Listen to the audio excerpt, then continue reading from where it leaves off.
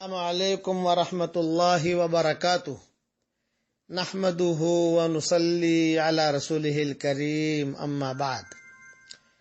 آج کا سبق خوابوں کے سلسلے میں مزید سن لیجئے۔ مدینہ منورہ میں ایک بادشاہ تھا۔ اس نے سوچا کہ میں مدینہ منورہ میں ایسی مسجد بناؤں کہ جس میں صرف میرا پیسہ لگے اور کسی کا پیسہ نہ لگے۔ بہت دھوم دھام سے مسجد بنائی اور پھر اس پر تختی لگوائی، تختی پر اپنا نام لکھوایا، کون سا سن میں بنی وہ لکھوایا۔ اس زمانے میں تختی پر نام لکھوانا تھوڑا عیب شمار ہوتا تھا، کبھی ریاکاری ہے، لیکن اس زمانے میں یہ درخواست کرتا ہوں کہ مسلمان کوئی بھی کام کریں وہ تختی پر ضرور نام لکھیں، تاکہ 100 سال کے بعد 200 سال کے بعد پتہ چلے آنے والی نسلوں کو کہ مسلمانوں نے یہ کام بھی کیا ہے۔ ہسپتال بنائی تو مسلمان ضرور تختی لکھیں، البتہ اخلاص اپنا اور اللہ کے درمیان ہے، وہ اللہ کے اپنے درمیان رکھیں۔ یہ زمانہ اب تختی کا ہے، تاکہ آئندہ آنے والی نسلوں کو یا آئندہ آنے والے لوگوں کو یہ پتہ چلے کہ مسلمانوں نے وہی ہسپتال بھی بنایا تھا، مسلمانوں نے مسجد بھی بنائی تھی، مسلمانوں نے یہ مسافر خانہ بھی بنایا تھا۔ اس کا خاص خیال رکھنا، یہ آج کل میری نصیحت ہے۔ اب خلاصہ یہ کہ جب بادشاہ نے مسجد بنا دی اور اس کا افتتاح کیا، حرم شریف کے ائمہ آئے اور بہت بادشاہ خوش ہوا کہ میں نے مسجد بنائی۔ رات کو بادشاہ سویا، خواب میں دیکھا کہ فرشتے آئے اور تختی کے اوپر جو بادشاہ کا نام لکھا ہوا تھا وہ بادشاہ کا نام مٹا دیا اور ایک عورت کا نام لکھ لیا۔ بادشاہ بڑا پریشان کہ بھئی نام تو میرا نام لکھا ہوا تھا، یہ عورت کا نام کیسے آ گیا؟ فوج بھیجی کہ دیکھو کس کا نام لکھا ہے۔ یوں کہا کہ آپ کا نام لکھا ہے، کسی عورت کا نام لکھا ہوا نہیں ہے۔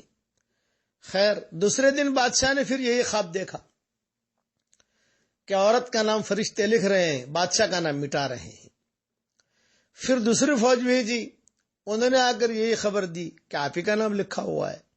تیسرے دن یہی خواب دیکھا کہ فرشتہ عورت کا نام لکھ رہا ہے، بادشاہ کا نام مٹا رہا ہے۔ تب بادشاہ خود چل کر آیا، اس نے دیکھا کہ دیکھوں تو صحیح کس کا نام ہے۔ جب دیکھا تو بادشاہ کا نام تھا۔ چوتھے دن پھر یہی خواب دیکھا۔ اس لیے میں کہتا ہوں کہ مسلسل اگر کوئی خواب دیکھو تو ضرور کسی سے پوچھ لو۔ چوتھے دن پھر یہی خواب دیکھا تو بادشاہ نے وہ عورت کا نام یاد کر لیا۔ دوسرے دن عورت ڈھونڈوائی، کون ہے یہ عورت؟ تو ایک بہت بوڑھی عورت تھی، جہاں آج کل باب البقی ہے وہی اس کا جھونپڑا رہتا تھا، اور وہی جو اپنے جھونپڑے میں رہتی تھی، پولیس والے اسے اٹھا کر لائے بادشاہ کے پاس۔ بادشاہ نے پوچھا بھی یہ مسجد بنی ہے تمہیں پتا ہے؟ یہ کہا ہاں آپ نے بنائی ہے۔ یہ کہا تم نے اس میں کوئی حصہ لیا ہے؟ اس عورت نے کہا کہ میں فقیر عورت، میں کہاں حصہ لوں اس میں، آپ تو بادشاہ ہیں اور میں کہاں حصہ لے سکتی ہوں۔ انہیں کہ کسی اعتبار سے حصہ لیا ہو؟